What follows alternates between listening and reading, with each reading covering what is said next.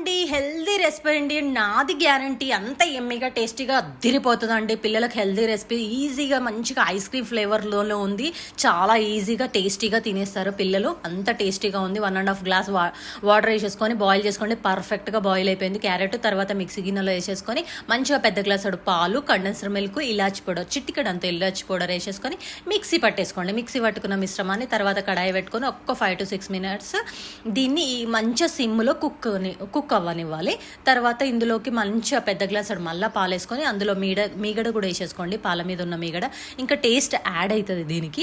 తర్వాత కలిపేసుకొని మంచిగా 5 to 6 minutes ఉడికిన తర్వాత ఇలాచి పౌడర్ టేస్ట్కి ఒక్క చిటికడు ఉప్పు వేసేసుకొని మంచిగా జల్లడబట్టేసుకోవడమే.